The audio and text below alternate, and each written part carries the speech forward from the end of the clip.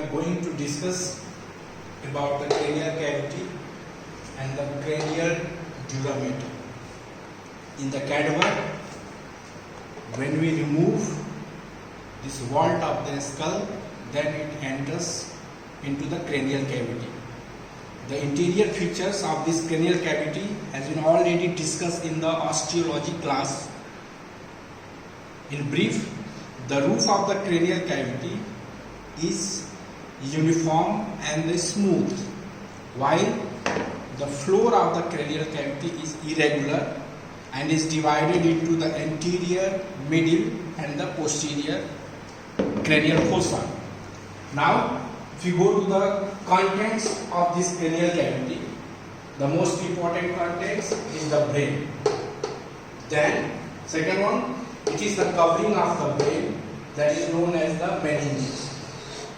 These meninges from outside to inside, there are three layers. It is the durameters, arachnoid matters and the pia matters.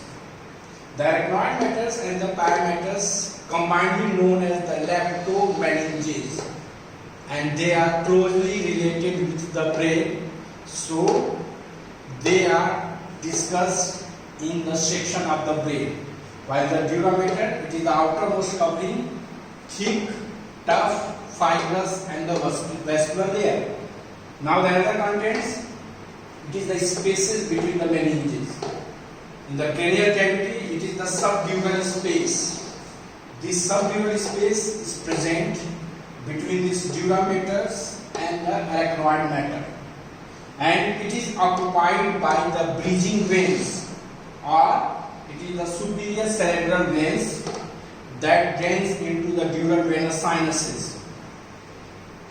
When these veins ruptures due to the injury, this leads to the subdural hematoma. Now, subarachnoid space. This space is between the arachnoid matters and the pia matters, and this space is occupied by the CSF, cerebrospinal fluid, and it is the blood vessels of the brain that supply the brain. These two structures are present in this subarachnoid space, and injury, rupture of these vessels leads to the subarachnoid hemorrhage, SAH. This subarachnoid space will be discussed detailed in the section of the brain. Now, next structures present in the cranial cavity, it is the blood vessels of the brain. These are the branches of the internal carotid artery. It is the branches of the basilar artery, branches of the vertebral artery. Also the dural venous sinuses are present, and these associated veins of these arterial branches are present in the cranial cavity. And the last structure, it is the intracranial part of the cranial nerves. They are present in the cranial cavity.